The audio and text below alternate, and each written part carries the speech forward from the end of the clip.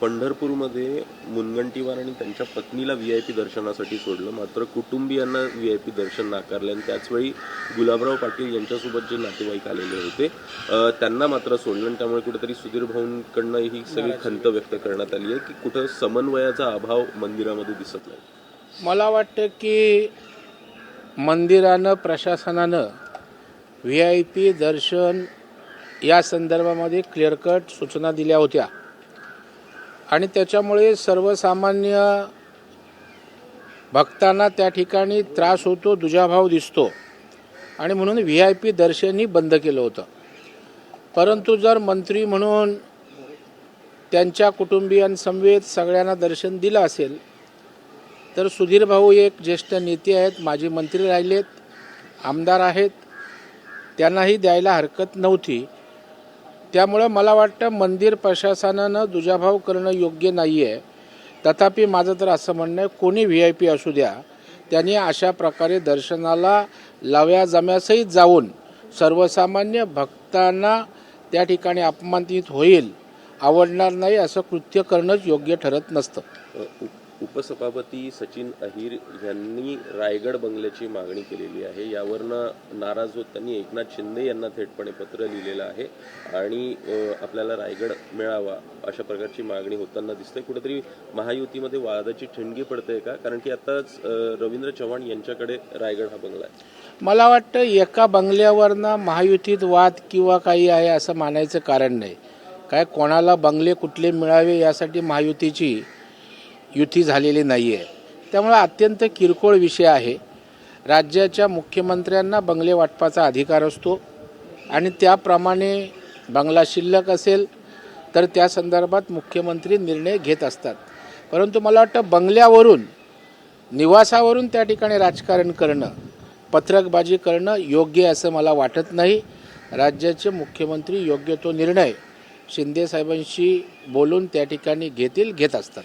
दुसऱ्या बाजूला आपण पाहतोय की दिल्लीमध्ये जे आंदोलन सुरू आहे जंतर मंतरवरती, त्याला पाठिंबा वाढतोय. राज ठाकरे आणि उद्धव ठाकरेंच्या पक्षाकडनं पाठिंबा देण्यात आला आहे. उद्धव ठाकरेंचे प्रतिनिधी सुद्धा आज दिल्लीला जाऊन वांगचूक यांना समर्थन देणार. घरात बसून पाठिंबा देण्याची त्यांची संस्कृती अबाधित आहे उद्धवजींची. ना रस्त्यावर जायचं, आता पाठिंबा द्यायचा तर तिथे जा ना त्यांना भेटायला. घरात बसून तीर मारायचे, आपल्याला जमत ना, आंदोलन रस्त्यावर उतरू शकत नाही, ती क्षमता, ती उमेद राहिली नाही, म्हणून दुसऱ्याच्या खांद्यावर बंदूक ठेवून निशाणा साधायचा, ही जी काय उद्धवजींची संस्कृती, परंपरा, कार्यपद्धती आहे ती अबाधित असल्याचं पुन्हा दिसतंय. राज ठाकरेंनी सुद्धा फेसबुक पोस्ट करून या सगळ्या संदर्भात चिंता व्यक्त केलेली आहे. त्यांचंही काय वेगळं नाही, त्यांच्यासारखंच आहे. ठाकरेंचे शिवसेनेचे नेते विनायक राऊत यांच्यावर अटकेची टांगती तलवार अजूनही कायम दिसते आहे. कुठेतरी ठाणे न्यायालयानं अंतरिम जामीन अर्ज, त्यांचा अटकपूर्व जामीन, नाही, मला वाटतं न्यायालय या संदर्भात योग्य तो निर्णय घेत असतं आणि त्यांनी अटकपूर्वक जामीन नाकारलाय याचा अर्थ त्यांना अटक करा अशा प्रकारचा त्या ठिकाणचा आदेशच न्यायालयाचा असतो आणि त्याच्यामुळे आता पोलिसांना अटक करण्यात कुठल्याही अडचणी नसतील, कारण न्यायालयाने जामीन फेटाळलाय. याचा अर्थ त्यांच्या अटकेचा मार्ग न्यायालयाने मोकळा करून दिला असं मला वाटतं. भाऊ, मुंबई लोकलमधल्या प्रवाशांच्या सुरक्षिततेचा मुद्दा पुन्हा एकदा समोर आला आहे. खरं तर सातत्यानं लोकलमध्ये होणारे हल्ले एकमेकांवर ज्या पद्धतीनं होत आहेत त्यातून सुरक्षेचा मुद्दा ऐरणीवर येतोय. या संदर्भात काही उपाययोजना सरकारकडून? नाही, नक्कीच हा अत्यंत महत्त्वाचा मुद्दा आहे.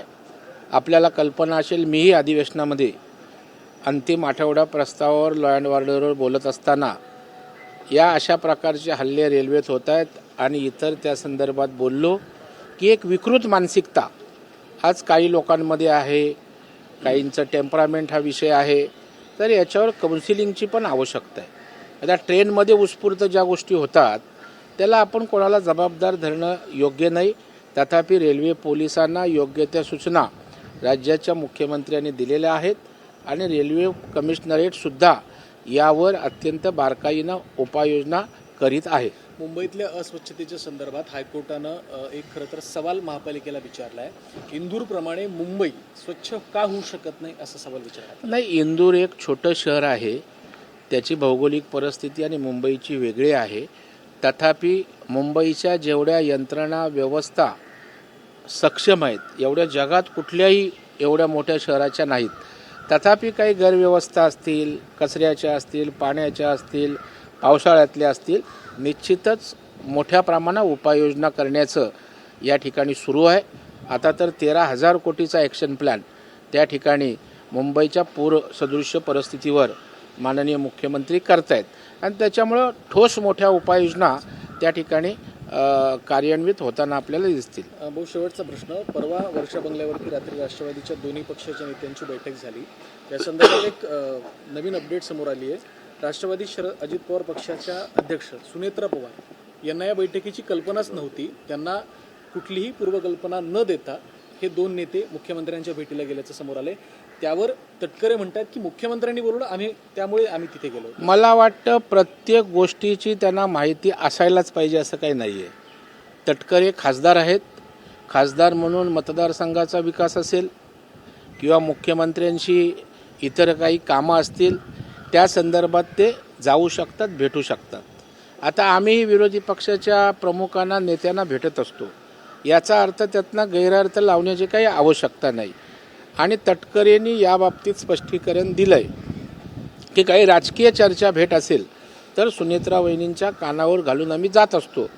परंतु इतर भेटी या सातत्यानं मुख्यमंत्री म्हणून कोणी घेत असतं त्याप्रमाणे तटकरेंनी घेतली तर त्याचा बाबू करण्याची काही आवश्यकता आहे असं मला अजिबात वाटत नाही. मुख्यमंत्र्यांकडनं काल एक मोठा निर्णय जाहीर करण्यात आला आहे शेतकऱ्यांसंदर्भात. जे 7.5 हॉर्स पर्यंतचे पंप आहेत त्या संदर्भात 48,000 कोटींची थकबाकी ही एकूणच माफ करण्यात आली. एक ऐतिहासिक आणि क्रांतिकारक अशा प्रकारचा निर्णय. कर्जमाफीनंतर लगेचच शेतकऱ्यांना त्या ठिकाणी सुखद धक्का. शेतकरी मेळाव्यात जो सन्मान सोहळा मुख्यमंत्र्यांचा कर्जमाफी संदर्भात होता त्यामध्ये मुख्यमंत्र्यांनी दिला. सातत्यानं जी मागणी त्या ठिकाणी होत होती की आमची थकीत बिलं आहेत, त्यामुळे नवीन कनेक्शन घेता येत नाही, टांगती तलवार आमच्या मानेवर आहे. मला वाटतं आज मुख्यमंत्र्यांनी तो निर्णय घोषित करून मोठा दिलासा थकीत बिलं असणाऱ्या शेतकऱ्यांना त्या ठिकाणी दिलेला आहे. आणि मला वाटतं 48,000 कोटी एवढी मोठी रक्कम या थकीत बिलासंदर्भात सरकार त्या ठिकाणी खर्च करणार आहे आणि त्याच्यामुळं मोठा दिलासा, मोठं रिलीफ शेतकऱ्यांना या कामी मिळालेलं आहे. तथापि झोपेचं सोंग आणलेला विरोधी पक्ष नेता, विरोधी पक्ष त्या ठिकाणी आजही त्या ठिकाणी टीका करतायत. हे ह्याचं बिल होतं, त्याचं बिल होतं, त्या ठिकाणी वीज चोरीचं होतं. मला वाटतं चांगल्या निर्णयाचं कौतुक करण्याची संस्कृती मला वाटतं विरोधी पक्षांनी जपली पाहिजे.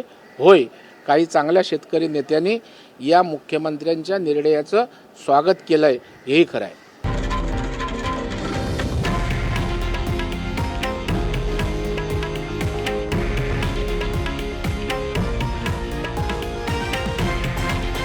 हे आहे देशातील नंबर 1 न्यूज नेटवर्क आणि आपण पाहत आहात TV9 मराठी, एकमेव.